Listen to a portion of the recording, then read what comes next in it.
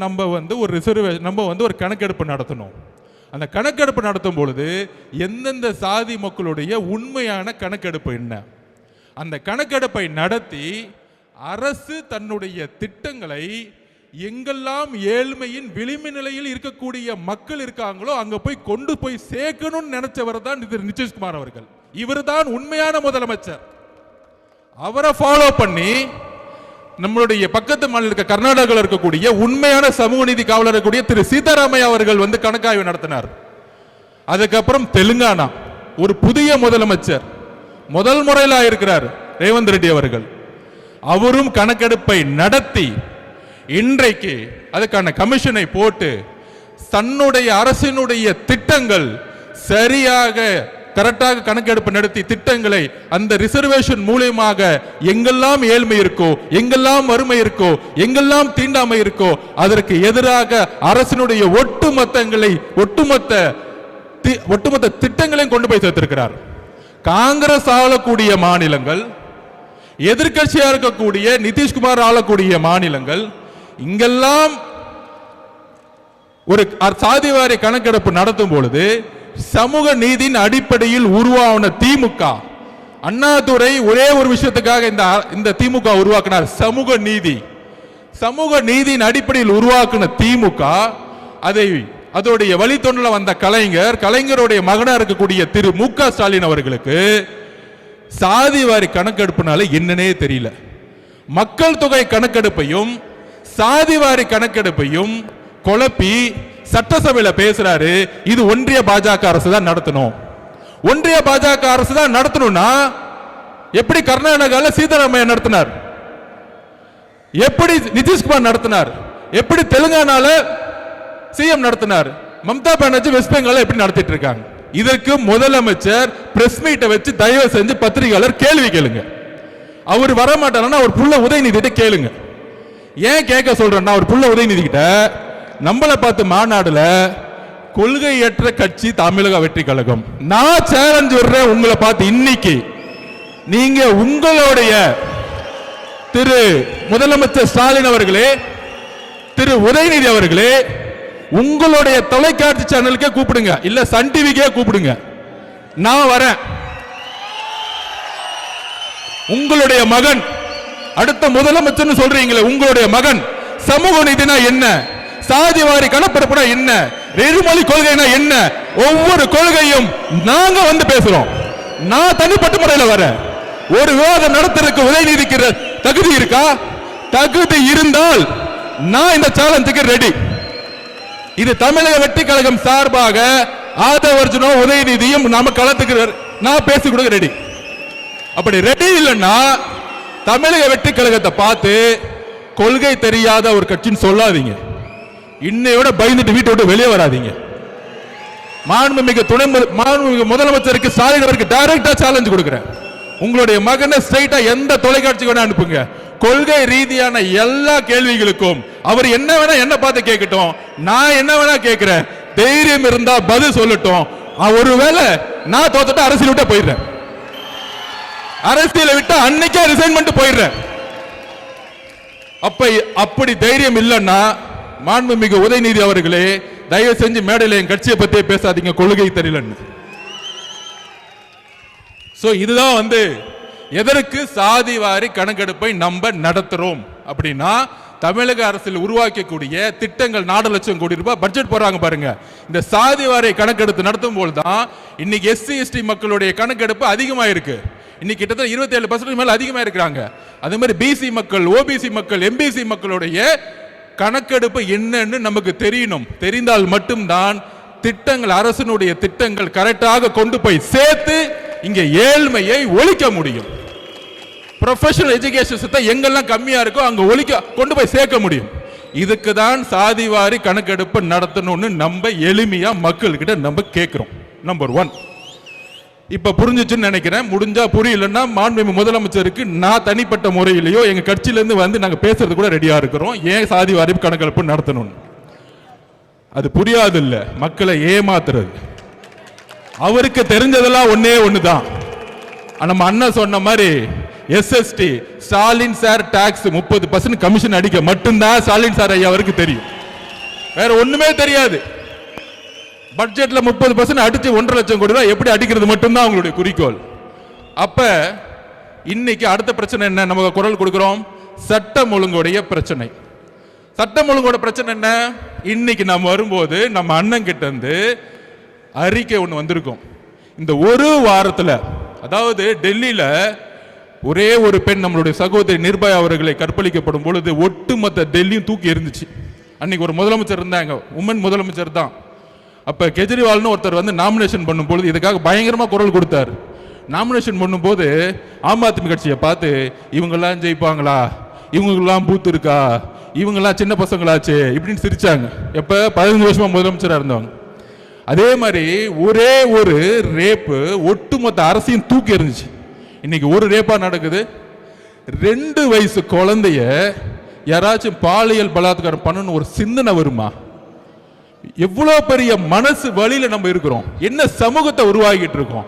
அது செஞ்சது திமுக காரன்னு சொல்லி உட்கார்ந்துட்டு இருக்காங்க. அக்கா கனிமொழி அக்கா இன்னும் வீட்டை விட்டு வெளியே வரல அது பிரச்சனை கேட்கறதுக்கு. அதுக்கப்புறம் உதயநிதி அவர்கள் வரல, முதலமைச்சர் ஸ்டாலின் அவர்கள் அது பத்தியே பேசல.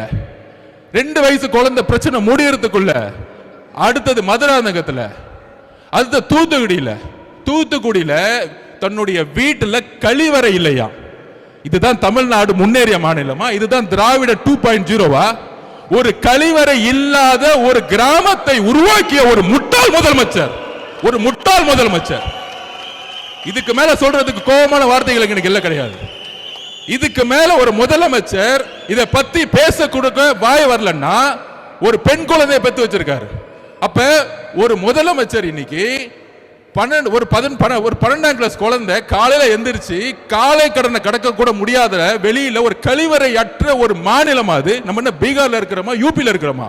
கழிவறையே இல்லாத ஒரு மாவட்டமும் கழிவறை இல்லாத கிராமங்கள் எத்தனை இருக்குன்னு முதலமைச்சருக்கு தெரியுதா இல்லையான்னு தெரியல. அப்ப கழிவறைக்கு போகாம, கழிவறைய வீட்டுல போகாம காட்டுல போகும்போது இங்க ஒரு ரேப் ஆகி வெட்டப்பட்டு நீங்க ஹாஸ்பிட்டல் உட்கார்ந்துட்டு இருக்காங்க. இதுவா தமிழ்நாடு? இதுவா பெண் பாதுகாப்பு? இதை பத்தி நீங்க அட்லீஸ்ட் பேசுனீங்களா? வருத்தம் தெரிவிச்சீங்களா? இல்ல அட்லீஸ்ட் உங்களுடைய அமைச்சர் அவங்க வீட்டுக்கு அனுப்பிச்சீங்களா? ஒண்ணுமே கிடையாது. எல்லா செய்தி நிறுவனம் வாங்கப்பட்டிருச்சு. அதை பத்தி பேசவே கூடாது, விவாதம் பண்ணக்கூடாது. ஒரு ரேப்பாச்சு டெல்லியில ஒட்டுமொத்த இந்தியாவும் கூத்துச்சு. ஆனா தமிழ்நாட்டில் இருக்கவங்க இதை பத்தி பேசவே மாட்டாங்களே. என்ன பண்ணிட்டு இருக்காங்க? கூட்டணி மதிமுகவுடன் 3 கூட்டணி சைன் ஆயிடுச்சு. இதுதான் முதலமைச்சர் அன்னைக்கு ரேப் நடந்து அங்க வந்து வெட்டப்பட்டு இருக்காங்க, இங்க கூட்டணி பேசிட்டு இருக்காங்க. நீங்க அரசியல் தேர்தலை பேசுங்க, நாங்கள் மக்கள் பிரச்சனையை பேசி பேசி பேசி பேசி மக்களோட போயிட்டு இருக்கோம். நீ 22 கட்சி கூட்டணி உருவாக்கு, 32 கூட்டணி உருவாக்கு. ஆனா கூட்டணி கட்சி தலைவர் எல்லாம் கையை கட்டிக்கிட்டு மக்கள் பிரச்சனை பேசாம அமைதியா இருக்காங்க பாத்தியா? அங்கேயே அந்த எல்லா கட்சி தோழர்களும் தோத்துட்டாங்க. நீ 32 கட்சி வச்சுக்கோ, 42 கட்சி வச்சுக்கோங்க, தேர்தல் அரசியல் வெற்றி பெறவே முடியாது. மக்கள் பிரச்சனைகளை பேசாத தலைவர்கள் மக்களால் தூக்கி எறிந்த வரலாறு தான் தமிழ்நாடு.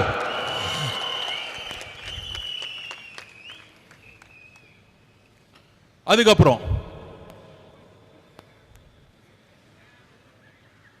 நம்ம சிவகங்கை நாங்குநேரி எதுக்காக அருவாய் எடுத்துட்டு இந்த சினிமா படத்தில் வர மாதிரி எங்கெங்கெல்லாம் மக்கள் விளிம்பு நிலை இருக்க மக்கள் இருக்கிற போய் வெட்டுறது, கொள்றது, அது ரீல்ஸ் போடுறது. இதோட அடிப்படை பிரச்சனை என்ன? இதோட அடிப்படை பிரச்சனை ஒண்ணுதான், கஞ்சா, ட்ரக்ஸ். ஏன் 2 வயசு பொண்ணு வந்து கற்பழிக்கப்படுது? ஏன் 14 வயசு கற்பழிக்கப்படுது? ஏன் 12ஆம் கிளாஸ் பொண்ணு ஒரு இயற்கை உபாதைக்கு போகும்போது ஏன் கற்பழிச்சு வெட்டுறாங்க? நாங்க திருப்பி பதிவு பண்றோம் மக்கள் கிட்ட. தமிழ்நாட்டில் ட்ரக்ஸ் சேல்ஸ் அதிகமா போய்கிட்டே இருக்கு. 60,000 கோடி ரூபாய் டாஸ்மாக் சேல்ஸ் இருக்கலாம். அது மிகப்பெரிய ஒரு இந்த கவர்மெண்டோட மிகப்பெரிய பழி. ஆனால் ட்ரக்ஸோட சேல்ஸ் பாத்தீங்கன்னா அளவுக்கு அதிகமா போயிட்டு இருக்கா. அந்த ட்ரக்ஸ் எடுத்தவங்க மெயின் பிரச்சனையே பெண்களை வந்து கற்பழிப்பு பண்றது. அப்ப முதலமைச்சர் கேட்டா முதலமைச்சர் சொல்றாரு, ஒன்றிய பாஜக அரசு இல்லாம கடல் வழியை நம்ம நிப்பாட்ட முடியாது, கடல் வழியா தான் வந்து ட்ரக்ஸ் சேல்ஸ் பண்றாங்க. ஐயா முதலமைச்சர் அவர்கள், ஸ்டாலின் அவர்களே, கடல் வழியா வரலாம், நான் திருப்பியும் பதிவு பண்றதான். ரோடா சேல்ஸ் பண்றது உங்களுடைய கண்ட்ரோல்ல இருக்குன்னு ஏன் இன்னும் புரிய மாட்டேங்குது? உங்களுடைய தெருக்கள் யார் கண்ட்ரோல்ல இருக்கு? உங்களுடைய மாவட்ட செயலாளர்கள், உங்களுடைய அமைச்சர்கள்,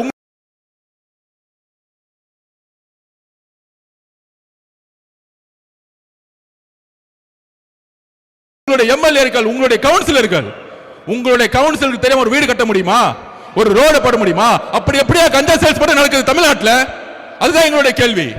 உங்களுக்கு தெரியாம கஞ்சா சேல்ஸ் நடக்குன்னு சொன்னா தவறு. திமுகவுடைய அமைச்சர்கள், திமுகவுடைய எம்எல்ஏக்கள், திமுகவுடைய கமிஷனர்கள் யாருக்கும் தெரியாம தமிழ்நாட்டில் கஞ்சா சேல்ஸ் நடக்கிறது இல்ல. இதுதான் உண்மை. ஒரு இன்ஸ்பெக்டர் தெரியாம கஞ்சா சேல்ஸ் பண்ண முடியாது. ஒரு எஸ்ஐக்கு தெரியாம கஞ்சா சேல்ஸ் பண்ண முடியாது. ஒரு கான்ஸ்டபிள் தெரியாம ஒரு கஞ்சா சேல்ஸ் பண்ண முடியாது. அப்ப இதுக்கெல்லாம் யார் பொறுப்பு? முதலமைச்சராக இருக்கக்கூடிய ஸ்டாலின் சார், நீங்கள் தான் பொறுப்பு. பெண்களுடைய பாதுகாப்புக்கு நீங்கள் தான் பொறுப்பு. ஒரே வாரத்தில் 5 ரேப் ஆகுது உங்க கண்ணு முன்னாடி. ஆனா திமுக காரன் ஒருத்தன் அதை பத்தி பேசல. அக்கா கனிமொழி அக்கா பேசல, திமுக அமைச்சர்கள் பேசல, திமுக கவுன்சிலர்கள் பேசல. திசை திருப்புறது. ஏன் திசை திருப்பணும்? யார் பேசுறா? எங்க அண்ணன் இங்க தலைவர் மட்டும்தான் இங்க பேசிட்டு இருக்கார். இப்ப எஸ்ஓபிக்கு வர 3வது மேட்டருக்கு. இந்த மாதிரி பிரச்சனை எடுக்கும் பொழுது எந்த தலைவரும் பேசுறது இல்ல. கூட்டணின்னு சொல்றாங்களே, மார்க்சிஸ்ட் கட்சியோட தலைவர்கள் பேச மாட்டாங்க. இந்த வெளிமண்டல மக்களுக்காக போராடிய அண்ணன் திருமான 90-2000 காலத்தில் அவரை பேச்சு பார்த்து நான் வளர்ந்தவன். ஆனா இந்த பிரச்சனைக்கு அண்ணன் பேச மாட்டேங்கிறார். என்னன்னே தெரியல. அண்ணன் என்ன ஆனாருன்னு தெரியல. முதலமைச்சரை பார்த்தவன டக்குன்னு பயப்படுறாரு அண்ணன். எப்படி பார்த்தா எங்க அண்ணன் திருமா அண்ணன் 2000ல. ஆனா இன்னைக்கு மக்களுடைய பிரச்சனைகளை பேசவே மாட்டேங்கிறார். என்னென்ன 6 தொகுதி 8 தொகுதி முக்கியமா? மக்களுடைய வெளிமலை மக்களுடைய பிரச்சனைகள் முக்கியமா? அதை சொல்லுங்க. நாங்குநேரில் வெட்டப்பட்டது யார்? தலித் சகோதரர்கள். மதுராந்தகத்தில் வெட்டப்பட்டது யார்? தலித் சகோதரர்கள். எங்க உங்களுடைய பேச்சு? எங்களுக்கு வலிக்குது. மக்கள் கை வைக்கும் போது எங்களுக்கு வலிக்குது. எங்களுக்கு உணர்வு இருக்கு. 2 வயசு குழந்தையும் 14 வயசு குழந்தையும் 12ஆம் கிளாஸ் பொண்ணும் கற்பழிக்க முடியாது. என்னுடைய தங்கை மேல கை வச்சா என்ன கோவம்? அதே கோவம் தான் எங்களுக்கு வருது. ஆனா உங்களுக்கு ஏன் கோவம் வர மாட்டேங்குது? ஏன் முதலமைச்சர் உங்களுக்கு கோவம் மாட்டேங்குது? நீங்களும் ஒரு பெண் குழந்தையை பெற்றிருக்கீங்க, ஏன் பேச மாட்டேங்கிறீங்க? அட்லீஸ்ட் பேசுங்க, பாதிக்கப்பட்டவங்களை பாருங்க. இனிமேல் நான் இருக்கிற வரைக்கும் இனிமேல் தவறு நடக்க மாட்டேன்னு சொல்லுங்க. அட்லீஸ்ட் மக்கள் உங்களை அட்லீஸ்ட் திருப்பி அவங்க ஓட்டு போடுவாங்க. ஆனா அதை கூட சொல்ல மாட்டேங்கிறீங்களே. ஒரு மனிதாபிமானம் கூட உங்களுக்கு இல்லையே. அதனாலதான் எங்களுக்கு கோபம் வருது. அப்ப இதை கேட்கறதுக்கு எங்களுடைய அண்ணன், எங்க தலைவர் மாவட்ட ரீதியா பயணம் போனார். மாவட்ட ரீதியா பயணம் போடும் பொழுது ஒவ்வொரு மாவட்டத்துடைய எழுச்சிகள் பார்த்து திமுக பயந்துட்டாங்க. அப்ப உடனே செந்தில் பாலாஜிக்கு அஜெண்டா, அங்க ஏதாவது பிரச்சனையை பண்ணி விட்டுரு. கரெக்டா அண்ணன் பேச ஆரம்பிக்கிறார். நீங்க வீடியோல பார்த்திருப்பீங்க. 10 ரூபாய் பாலாஜின்னு பேச ஆரம்பிக்கிறார். செருப்பு வந்துருச்சு. எந்த மாவட்டத்திலையும் செருப்பு தூக்கி போட்டதா வரலாறே கிடையாது. ஏன்னா சுத்தியில் இருக்கக்கூடிய மக்கள் எங்க தலைவரோட அன்பு இல்ல, நம்பிக்கை வச்சிருக்காங்க. அப்ப கரூர்ல மட்டும் எப்படி செருப்பு வந்துச்சு? நேத்து பேட்டி கொடுக்கிறார் செந்தில் பாலாஜி. அது என்ன, ஹாஸ்பிட்டல் போனவங்க எல்லாத்தையும் கூப்பிடுவாங்க, என்ன மட்டும் ஏன் கூப்பிடுறாங்கன்னு தெரியல. நீ தான் ஃபர்ஸ்ட் அக்யூஸ்ட். அவ்வளவுதான். செகண்ட் அக்யூஸ்ட் யாரு? அவருக்கு என்ன பயம் வந்துருச்சு? ஏன் மித்தவங்க எல்லாம் கூப்பிடல, மகேஷை ஏன் கூப்பிடல, என்ன மட்டும் கூப்பிடுங்க? அடுத்தது முதலமைச்சர் வந்தாரு 2 மணிக்கு, அவரையும் கூப்பிடுங்க. அடுத்தது அவருடைய பயம் அப்படி, என்ன மட்டும் கூப்பிடாதீங்க, எல்லாத்தையும் கூப்பிடுங்க. காலையில புள்ள வந்துச்சு உதயநிதி அவர்கள், அவரையும் கூப்பிடுங்க. அப்ப செந்தில் பாலாஜி ரெடி ஆயிட்டாரு எல்லாத்தையும் மாட்டி விடுறதுக்கு. ஆட்சி மாற்ற முடியும் பொழுது தமிழக காவல்துறை எங்க அண்ணன் கண்ட்ரோல் வரும் பொழுது நீங்க எல்லாம் கரூர் மட்டும் ஜெயிலுக்கு போவீங்க. இது நடக்குதா இல்லையான்னு மட்டும் பாரு. இப்ப 6 டிஸ்ட்ரிக்ட்ல திருவாரூருக்குள்ள அண்ணன் நுழைகிறார். மக்களை நம்புங்க, எந்த எதிர்கட்சி தலைவரும் திருவாரூருக்குள்ள போவே முடியாது. ஏன்னா கலைஞருடைய மண் அது. 55% ஓட்டு போடுவாங்க. யார் எம்எல்ஏ நின்னாலும் கண்ணை மூடி போடுவாங்க. ஆனால் ஒட்டுமொத்த திருவாரூர், நான் பஸ்ஸுக்குள்ள இருக்கிறேன், நானே பயந்துட்டேன். ஒட்டுமொத்த திருவாரூர் மண்ணில் ஒரு 2 கிலோமீட்டர் போறதுக்கு 4 மணி நேரம் ஆச்சு அண்ணன் போறதுக்கு. இதுக்கு தான் பயம், இதுக்கு தான் கரூர். அப்ப கரூர்ல பிரச்சனை நடத்தி என்ன பண்ணாங்க? அவர் ஒரு கொலை குற்றவாளியில மாட்டவரத்துக்கு வேலையை பண்ணிட்டாங்க. அண்ணன் எமோஷனல் ஆளு, ஆல்ரெடி மக்களுடைய இறப்பு. இந்த பிரச்சனைலாம் பண்ண அரசியல் விட்டு போயிடுவாரு, பிரஷர் கொடுத்தா அரசியல் விட்டு போயிடுவார். நாம் அதெல்லாம் கடந்து, அவர் வழியெல்லாம் கடந்து அழுது ஒரு 50 நாள் சட்ட போராட்டங்கள்லாம் முடிச்சு, ஒருவேளை திமுக போட்டாங்க ஹைகோர்ட்ல எஸ்ஐடி போட்டாங்களே, உடனே ஒரு ஆபீசரை போட்டு அப்பாயின்மெண்ட் பண்ணாங்களே, ஒருவேளை தமிழக அரசு இந்த என்கொயரி பண்ணியிருந்தா நான் முதற்கொண்ட, அருண்ராஜ் முதற்கொண்டு, திரு அண்ணன் நம்ம ஆனந்த முதற்கொண்டு இன்னைக்கு வரைக்கும் ஜெயில தான் இருந்திருப்போம். எல்லா கொலைப்பழியும் நம்ம மேல போட்டிருப்பாங்க. இதுதான் திமுகவுடைய சூழ்ச்சி. அப்ப இதை பண்ணாங்க. சுப்ரீம் கோர்ட் ஜட்ஜ்மெண்ட் ஆகி நம்ம என்கொயரி பக்கம் போயிட்டு இருக்கோம். திருப்பி அண்ணன் ஆரம்பிச்சிட்டாரு பிரச்சாரத்துக்கு போலான்னு கிளம்பலான்னு. அப்போ ஒரு எஸ்ஓபி போட்டாங்க. நம்ம கோர்ட்டுக்கு நம்ம தான் போகணும். எல்லா கட்சிகளுக்கும் சரிசமமான ஒரு சட்டத்தை உருவாக்கணும். பர்மிஷன் கேட்டா எங்களுக்கு மட்டும் 30 நாள் ஆகுதுன்னு கேஸ் நம்ம தானே போட்டோம், நம்மளை கூப்பிட்டுருக்கணும்ல. ஆனா நம்மளை கூப்பிடவே இல்லை. ஏன்னா நம்ம வந்து புது கட்சியா கேஸ் போட்டது நம்ம தான் போய் முறையிடுறோம் கோர்ட்ல. கோர்ட்டு சொல்லுது எல்லா கட்சியும் கூப்பிடுங்கன்னு, ஆனா நம்மளை கூப்பிடல. இந்த உண்மையை தெரிஞ்சுக்கணும். உடனே எஸ்ஓபி போட்டாங்க. அந்த எஸ்ஓபி பேர் என்ன தெரியுங்களா? சொல்லுங்க நீங்க. Stalin operating system. ஸ்டாண்டர்ட் கிடையாது, அது ஸ்டாலின் சார் அவரோட பேர்லயே போட்டுக்கிட்டாரு. என்ன போட்டுக்கிட்டாரு? அவரு மட்டும் அவர் பையனை வச்சு எத்தனை இளைஞர் மாநாடு வேணா போட்டுக்கலாம், வாரத்துக்கு ஒரு மாநாடு போலாம். ஆனா நம்ம ஒரு மாநாடு போறதா இருந்தா ஒரு 100 கொஸ்டின் வரும். அந்த கொஸ்டின் நிரப்புறதுக்குள்ள 15 நாள் ஆயிடும். நம்ம தலைவர் வெளியே ரோட்ல இங்க வந்தா 50,000 பேர் கூடுவாங்க. கூடும் பொழுது காவல்துறை வந்து ரோட சரியா ரெகுலைஸ் பண்ணலன்னா திருப்பி மக்களுக்கு ஸ்டாம்பேட் ஆகிறதுக்கான ப்ராப்ளம் இருக்கும். அதனாலதான் நம்ம தலைவர் ஒவ்வொரு இடத்துக்கு வரத்துக்கு யோசிச்சுட்டே இருக்கிறாரு. அவர் வெளியே வரதுக்காக யோசிக்கல தம்பி, மக்களுடைய பாதுகாப்புக்காக தான் அமைதியா உட்கார்ந்துட்டு இருக்காரு. ரொம்ப தெளிவா நான் பதிவு பண்றேன். அவர் நடக்க ஆரம்பிச்சிட்டாருன்னா 1 லட்சம் பேர் வருவாங்க. அப்ப மக்கள் பாதுகாப்பு காவல்துறையிட்ட இருக்கு. காவல்துறை எதுவுமே செய்யறது இல்ல. அப்ப திருப்பி ஒரு ஸ்டாம்பேட் ஆகி திருப்பி அவர் மேல கொலவழி பண்ணும். இதுக்காக தான் எஸ்ஓபி.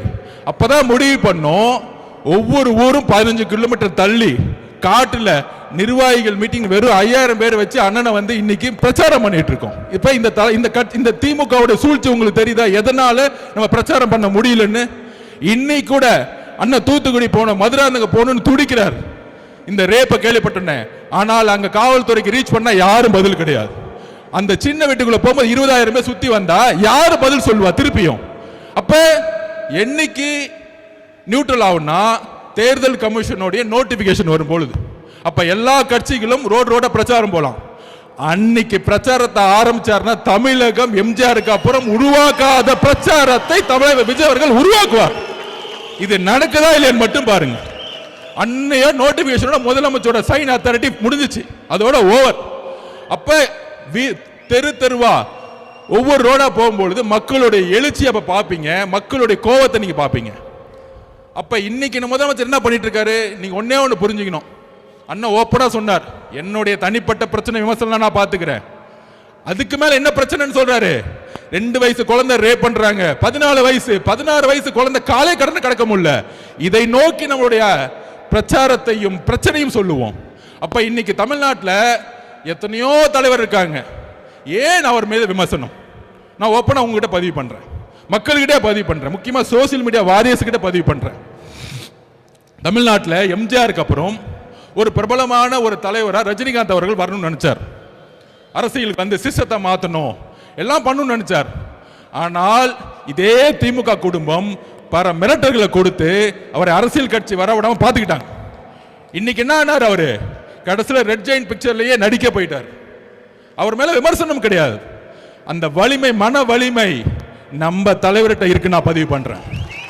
நீ என்ன வேணா பண்ணுங்க, என் மக்களை கொன்ன, வீட்டை விட்டு வெளியே வந்துட்டேன், என்ன தனிப்பட்ட முறையில் விமர்சனம் பண்ற, அதுக்கெல்லாம் நான் பதில் கொடுக்கல. நீ பதில் கொடுத்துட்டு என்ன திட்டிட்டே இருக்கும் பொழுது மகளிர் தினத்தன்னைக்கு 12 ப்ராமிஸ் கொடுத்து என்னுடைய பெண்களுக்கு என்ன பண்ணணும்னு சொன்னவர் எங்க தலைவர். வீட்டில் உட்காரல பயந்துட்டு. அப்ப எதை நோக்கி நம்ம தலைவர் போறார்? தமிழ்நாட்டில் ஒரு மாற்றம் உருவாகணும். மாற்றம் உருவாகணும் சொன்ன தலைவர்லாம் என்ன ஆனாங்க? நான் ஒவ்வொன்றா சொல்றேன். மதிமுக தலைவர் வைகோ அவர்கள் கட்சி ஆரம்பிக்கும் போது திமுகவுடைய பல பிரச்சனைகள் சொல்லி ஏற்றினார். இன்னைக்கு 4 சீட்டு, அதுலயும் 3 சீட்டு உதயசூரியனா, 1 சீட்டு அவங்களோட சொந்த சிம்பிளா. இது என்ன கூட்டணி நமக்கு ஒன்றும் புரியவே இல்லை. இன்னைக்கு அண்ணன் திருமா அண்ணன் திமுக கடுமையா 2014 பிரச்சாரம் பண்ணார், அவராலேயே முடியல. கடைசியில் அங்க கூட்டணி. இது மாதிரி எல்லா தலைவர்களும் இன்க்ளூடிங் அண்ணன் கமலஹாசன் அண்ணன் கட்சி ஆரம்பிச்சு டிவி எல்லாம் உடைச்சாரு, ஆனால் அவராலேயும் முடியல. நம்ம அவரை நம்ம சிறுமைப்படுத்தல. திருப்பியும் திமுக சேர்ந்து ரெட் ஜெயின் படத்துல நடிக்க ஆரம்பிச்சார். அப்ப எல்லாரும் ஓபிஎஸ் அண்ணன் முதலமைச்சரா இருந்தவர், அம்மா கூட விசுவாசி முதலமைச்சரா இருந்தவர், 3 தடவை முதலமைச்சரா இருந்தவர். இன்னைக்கு ஸ்டாலின் சர்வே சேர்ந்துட்டார். அப்ப அவங்களுடைய பணபலத்தை பாருங்க. எல்லாரையும் விலை கொடுத்து வாங்கலாம், எல்லாரையும் மிரட்டலாம். ஆனால் தமிழகத்தில் மிரட்ட முடியாத, விலை கொடுத்து வாங்க முடியாத அன்காம்ப்ரமைஸ் தலைவர் ஒருத்தர்னா எங்களுடைய தலைவர் விஜய் அவர்கள் மட்டும்தான். உடனே கூட்டணி பத்தி 2 நாளா பேசிட்டு இருக்காங்க. அப்படி ஆயிடுமா அப்படி ஆயிடுமா இப்படி ஆயிடுமான்னு 234 தொகுதியிலும் காவல்துறை எனக்கு வேண்டுகோள் கொடுக்குற, நான் பேசுறதை நிப்பாட்டாதீங்க. முதலமைச்சர் ஸ்டாலின் அவர்கள் சொல்லிடுங்க, நான் ஒரு 10 நிமிஷத்துல முடிச்சிருவேன்னு.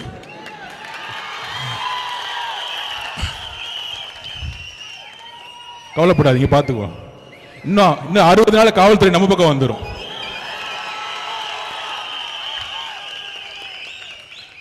ஸோ காவல்துறை கிட்ட ஒத்துழைப்பு கொடுத்துருவோம். இல்லைன்னா பாவம் மாவட்டத்தில் மேலே எஃப்ஐஆர் போட்டுருவாங்க. கவலைப்படாதீங்க, 60 நாள் எஃப்ஐஆர் திருப்பி டெலீட் பண்ணிடலாம் நம்ம கவர்மெண்ட் வந்தவொடனே.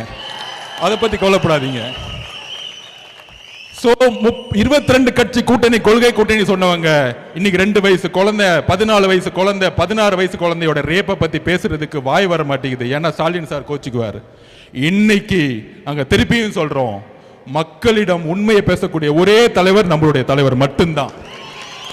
இந்த கூட்டணின்னு சொல்லிட்டு இருக்காங்க. கொஞ்ச நாளைக்கு அங்க போயிட்டேன்னு சொல்லுவாங்க, கொஞ்ச நாளைக்கு டெல்லி பக்கம் போயிட்டான்னு. நாங்க நேர்காணல் நடத்தி 234 தொகுதிக்கு கேண்டிடேட் அண்ணன் ரெடி பண்ணிட்டு இருக்காரு. தெளிவா இருக்கு குறிக்கோள். நிறைய குழப்பங்கள் வேணாம். நாம உறுதியாக சொல்றோம், ஒரு மக்கள் ஆட்சியை மக்களே உருவாக்குவார்கள் 2026 கண்டிப்பாக சரி செய்யும். அதோட இன்னொரு கோரிக்கை, கேஸ் பிரச்சனை பயங்கரமா கடுமையா போயிட்டு இருக்கு. பெட்ரோல் பங்க்ல பெட்ரோல் இல்ல, டீசல் இல்ல. மாநில அரசு ஒரு எமர்ஜென்சி கமிட்டியை உடனே அப்பாயின்மெண்ட் பண்ணி மத்திய அரசோட ஒன்றிய அரசோட பேசி மக்களுக்கு உண்மையான தகவல் சொல்லணும். இன்னும் 15 நாள்ல கேஸ் கிடைக்காது, இன்னும் 10 நாள்ல பெட்ரோல் கிடைக்காது, டீசல் கிடைக்காதுன்னு சொல்லணும். சொன்னாதான் அடுத்த கட்டத்தில் குடும்பத்தில் இருக்கவங்க அடுத்த என்னன்னு செய்யணும். ஒண்ணுமே சொல்லாம சும்மா எங்கேயாச்சும் டூர் போய்கிட்டு நாங்க ரோட்ல நிக்கக்கூடிய அவல நிலையை திமுக அரசு உருவாக்காதீங்கன்னு சொல்லி தயவு செய்து இன்னும் ஒரு வாரம் தான் மாண்புமிகு முதலமைச்சர் அவர்களே தூக்கத்திலிருந்து வெளியே வாங்க. உங்க ஆட்சியை நாங்க வெளியே அனுப்புறதுக்கு நாங்க எல்லாம் ரெடி ஆயிட்டோம். நன்றி, வணக்கம்.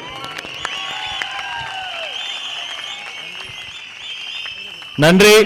தமிழக வெற்றி கழகத்தினுடைய நீங்கள் ஆவலோடு எதிர்பார்த்து காத்திருந்த அன்பண்ணன் பொதுச் செயலாளர் என் ஆனந்த் அவர்களினுடைய கண்டன போராட்ட உரை.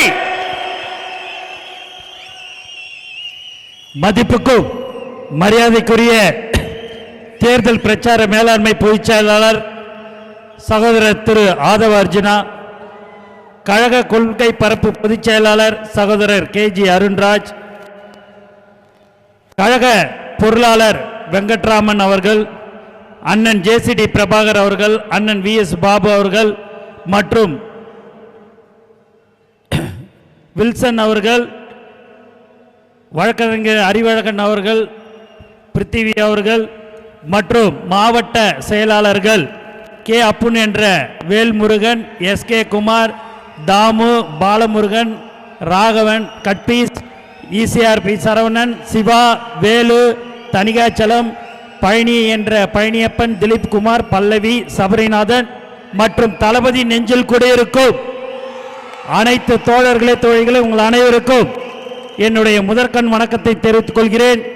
மக்கள் விரும்பும் முதல்வர் வேட்பாளர் நமது வெற்றி தலைவர் தளபதி அவர்களின் வழிகாட்டுதலில் தமிழக வெற்றி கழகத்தின் சார்பில் சாதிவாரி கணக்கெடுப்பு ஆய்வு மேற்கொள்ள தமிழ்நாடு அரசு உடனடியாக அரசாணை வெளியிட வலியுறுத்தியும் தமிழகத்தில் நிலவும் சட்டம் ஒழுங்கு